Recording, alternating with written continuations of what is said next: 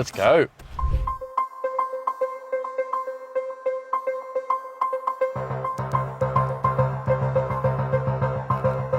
Sach and I studied business at university for 4 years. I became a venture capitalist. And I became a consultant at Deloitte. And now we probably think that our jobs could have been replaced by AI agents. Yeah, when I think about what I was doing at Deloitte, I was doing things like presentations, formatting, Excel modeling. And I look back and I'm questioning myself, could an agent do all of my job for me? AI agents are finally here. This is the year of AI agents. I think in the future, every business is going to have an AI agent. That you'll be able to take the agents and they'll start to work together. The reason why people are so excited about agents is because we really want AI to be able to do the work. This isn't sci-fi. This is actually happening right now, and it's a new breakthrough called AI agents. But what's even more interesting is that it's not just happening in Silicon Valley. There's a company right here in Sydney, Australia, that is at the forefront of the AI agent revolution. How does a small Australian startup take on the trillion-dollar giants like Google, Microsoft, and OpenAI? And how do they maybe win?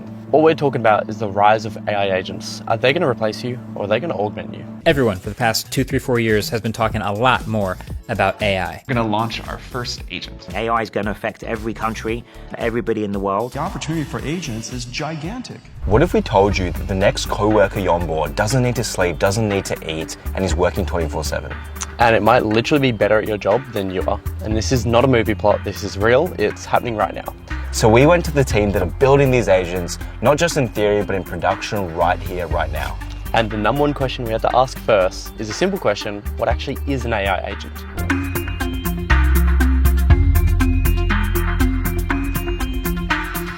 An AI agent is an autonomous, reasoning digital worker. A model that is able to perform an action for you. It's essentially almost like an AI employee, AI coworker. They can actually think for themselves beyond what rules or guidelines we've put in for them. The more it does a task, the better it gets, and it doesn't need to sleep. I really think it's going to change the world. So I think we're in for years of just incredible creativity. So I think we're going to live in a world where there are going to be hundreds of millions of billions of different AI agents. We're going to see that when you log into Slack, you're not just talking to your human coworkers, you're also talking to your AI coworkers. Okay, autonomous workers, learning machines, this isn't just Siri on steroids.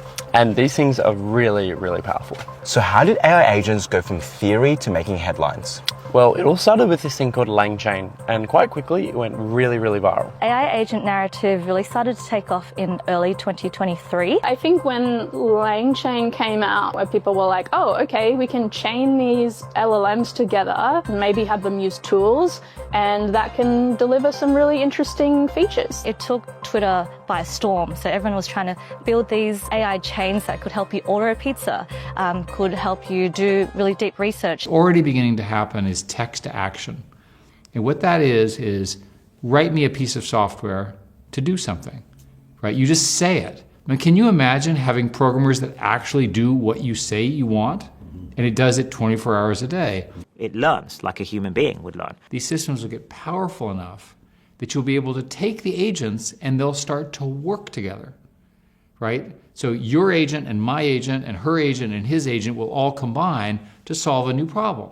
Suddenly AI agents could do research, order food, and chain different tasks together. And people realize that this might literally change the way that we work forever. But hype always comes with fear, and so we had to ask, what are the jobs that are at risk right now? And yeah, people are really honest here. Jobs will definitely change. The way AI agents are moving right now, looking 10 years into the future, things are going to be very, very different. I do worry about more the midterm of how people will adapt as jobs start shifting to be more automated, and yes, people have less of that regular routine to see themselves through their day. I have no idea if I'll even have a job in 10 years, and how that's going to change my life in the next 10 years is something that already started to weigh on me. As a person who's still early in your career, what sort of job should you go into? And also, when you have kids one day, what can you actually teach your kids when they have such a great, AI assistant that they can learn from? So the people who were writing software, they're gone. It's bad news for employment, and it's bad news for people who are disrupted. The white-collar jobs will go a lot faster. Blue-collar job maybe a little slower. My worst fears are that we, the field, the technology, the industry, cause significant harm to the world. our world and our society is constantly powered by change. It's constantly powered by innovation that comes forward and upends the kind of comfortable status quo. And if we aren't ready or prepared to accept that that change is going to happen, well, it's going to happen to us rather than for us. These days, there is a job called social media manager, which many people have, and it's a very important vocation, and it did not exist 15 years ago. The whole arc of human history and what humans have done has been all about moving forward and finding ways to move forward and change things for the better. By bringing in automation, by making people even more productive, by making teams more productive, we're going to see a much more flourished world. That does not mean less jobs, actually. What that means is you're going to get more diversity in goods and services created. The people that otherwise would have been a part of that 100-person team will just create another 100-person team. So what we're going to see is more goods and services being produced, more diversity, more competition, and that's great for the economy. That's great for humanity because all the kind of different, very unique, personalized stuff that I'm looking for now can actually potentially be produced. And we're not just talking about job titles here, we're talking about identity, a sense of purpose, and what humans have done since the dawn of civilization. Yeah, there's a lot to answer here. It's like, what do you teach your kids? What do you retrain in? What does a job in the future actually mean? One of the world's buzziest startups is making our AI-powered future feel more real than ever before. ChatGPT. ChatGPT. We've made it so that you can program a GPT just by having a conversation. Like, I did not expect ChatGPT to get so good. So Adam, I remember when ChatGPT first came out, we were in our mouldy share house in the inner city of Sydney.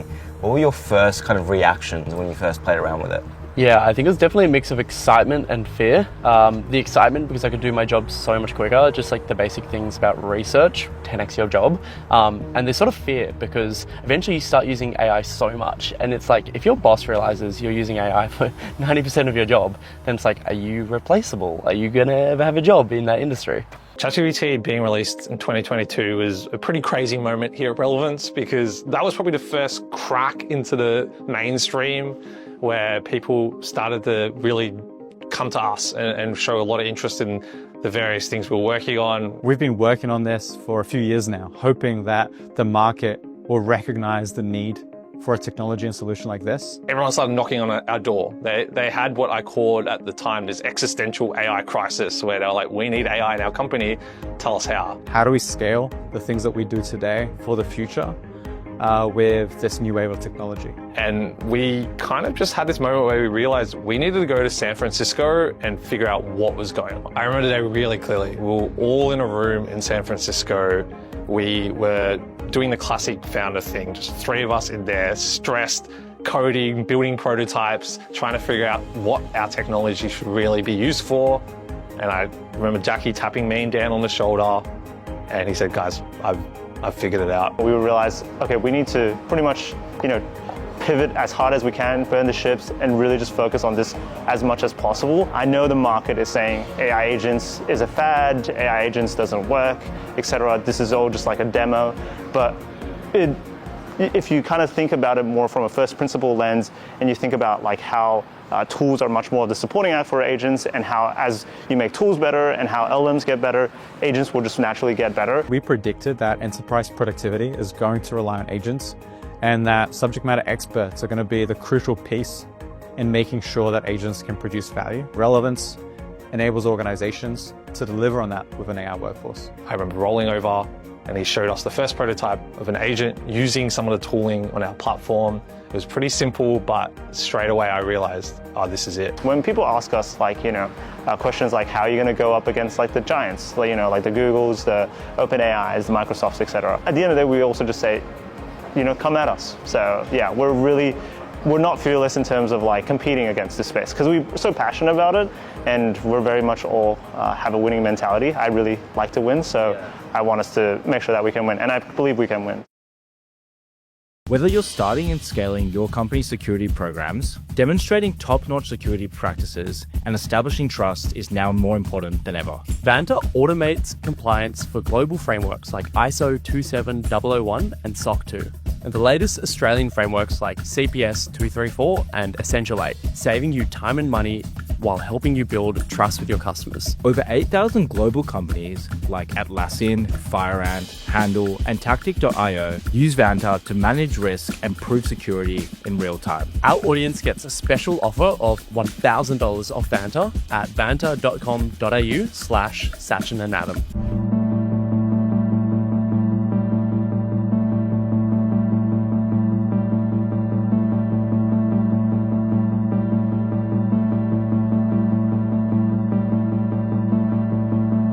They pivoted, they burned all the boats, and they went all in on building AI agents. Yeah, and this wasn't just hype, this was like genuine conviction. And this conviction, this big bet, it paid off. Relevance ended up raising $15 million.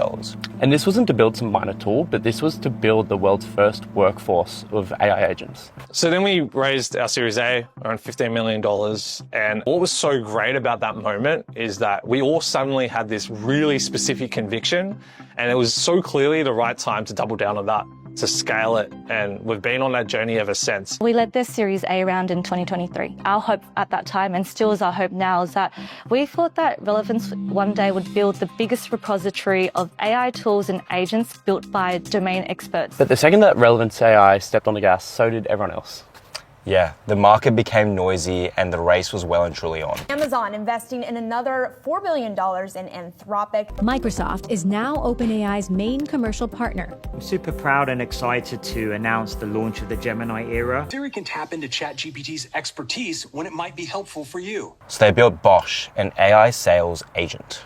And I guess, what if this is the point of it all? It's not about AI just taking your job, but it's about AI helping you get promoted because you can do more with less. After we created that first agent prototype, we wanted to figure out what is an actual use case in the real world, the real business world, that people would pay a lot of money for, that agents can solve. So we really quickly honed in on sales as a high potential use case for AI agents. We started building what we called Bosch. What we actually ended up seeing was that actually the current workforce is highly inefficient in terms of how it's constructed. So if you think about, for example, like sales, there is BD, BDRs/SDRs. They essentially create meetings for account executives. So BDRs, in its current state, very boring and repetitive tasks, right? Pretty much cold calling, randomly, trying to figure out how can you get more meetings and more potential customers through the door. They can't actually promote these people unless that meeting is hit. Account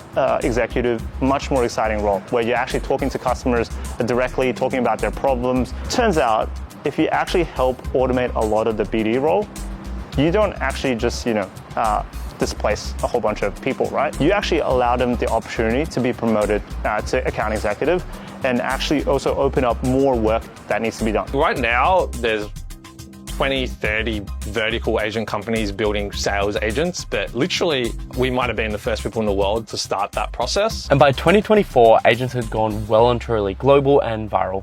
Salesforce was building Agentforce at this time. And Relevance were holding their ground and even winning deals head-to-head, which is pretty phenomenal. I think 2024, in the context of AI agents, was the year of enterprise adoption. So that was the first year we saw really big companies like Salesforce, they almost have completely rebranded to be an AI agent business. There's a lot of talk about Agentforce. Agentforce, of course. Agentforce will be. All right, good morning, everybody. Welcome to Agentforce. We're talking about an agent revolution. Agents with the power to act on behalf of you and your business. Because everyone has seen this giant opportunity of enabling anyone to do any task, you have much more significant competition, not just from startups, but from incumbents. And this feels like the holy grail for a lot of model builders. And so you are competing with the folks that are producing these models, and they are very well capitalized with a lot of really great talent. If horizontal agent platforms become the norm and agents are running tasks across things like Slack, WhatsApp, and Google Drive, this is basically the equivalent of a full-time executive assistant. And from what I'm seeing with agents, they are already dangerously close to replacing a lot of the junior roles. Things like admin, research, sales, modeling, a lot of the things that juniors do, agents are almost just as good at. I think back to the junior consultants at Deloitte, and honestly, I think a lot of them can be replaced really soon. But this also raises a much bigger question. In this global arms race to build AI the fastest, how does a startup in Sydney compete with the trillion-dollar companies like Google and Microsoft and the Goliaths like OpenAI? We are definitely in an AI hype cycle. Microsoft, Alphabet, and Meta all outlining plans to spend tens of billions a quarter to develop AI products. We have literally trillions of dollars being invested in AI. We're not afraid of competition. In fact, we embrace it. If there's competition, there's demand, right? And we're winning against a lot of these competitions. We've gone up head-to-head against companies like Agentforce and won many times. And why we're winning is because we have this core kind of customer obsession. And more so than even just customer obsession, we want to get our agents actually in production. How many people are using agents? How many of them are in production? How many of them are actually working for our customers? That's the number one thing. I think founders gravitate towards starting horizontal AI platforms because the opportunity is so extensive, and the idea of having one platform to complete so many tasks is very, very appealing. Relevance AI thinks about what the big companies like Anthropic and OpenAI are doing. What they're trying to be is be completely model agnostic. I think one thing that Relevance is really trying to do is, again, make it completely no code. To build an agent platform that really delivers value, it can't be locked into a platform, right? Imagine you hired someone and they were like, I can only work on Google Suite. I can't, you're using Notion, I'm out of here, right? That's just not how work works. Agents have to be thought about more like we think about our team than we think about our software. And so we are of a fundamental belief that the winner in this space will be a platform that's not tied into any one vendor, that's horizontal, and we think that should be us. We actively chose to be a more horizontal platform. We strongly believe in this, and this is why we call ourselves the AI workforce company, not the AI agent company. The more diverse agents you have, the better your AI workforce is going to become. So how does a startup from Sydney, Australia compete with global giants? Yeah, I think that's one of the fundamental questions. And I think a lot of it comes down to startup velocity. When you're this young, scrappy company, you can just move and ship faster. We've opened up an office right here in San Francisco because we felt it was time to be even closer to more of our customers. Now that we're in San Francisco, we can listen to more people, help them succeed better, and essentially ensure that we're delivering on our promise. I would say how we're going to go up against the competition, a lot of it is going to be down to the Relevance DNA, making sure that we embrace our values. What we need to keep doing if we're going to win this race is stay really focused on moving very, very fast. We can never slow down. We have to be extremely quick. It's what you have to do to win in this space. They move faster, they try higher, sharper, and they just ship more product. And they're not afraid to break things on the way. One of the sort of timeless advantages that startups and smaller companies have over kind of big tech and established and behemoth companies is really agility. By the time you've become a big publicly listed company, you're actually held back in a number of ways. And this is something that I'd experienced firsthand. At Google, there was sort of a bit of a joke of if you didn't have a product that was going to hit 1 billion users, the founders wouldn't care. And a lot of your internal decision making is often around, well, how do we make sure we don't kill off our cash cow? That can instill a conservativeness in decision making, but also sometimes internal conflict. Here at Relevance, we really have the advantage of being able to stay very nimble, being able to be extremely responsive to the rapidly changing and evolving market. We're always listening, we're always improving, and that we are here to power any organization with the challenges of the future and ensure that an AI workforce is delivering real value to their business. There may be some larger company that has some distribution advantage, but I don't know, large companies are slow and they lack conviction. And when we actually visited Relevance, things were moving really fast. Yeah, they were expanding globally to Silicon Valley, new customers, big contracts, real traction. And suddenly this team from Sydney, Australia wasn't just catching up. They were leading. But this isn't just about relevance.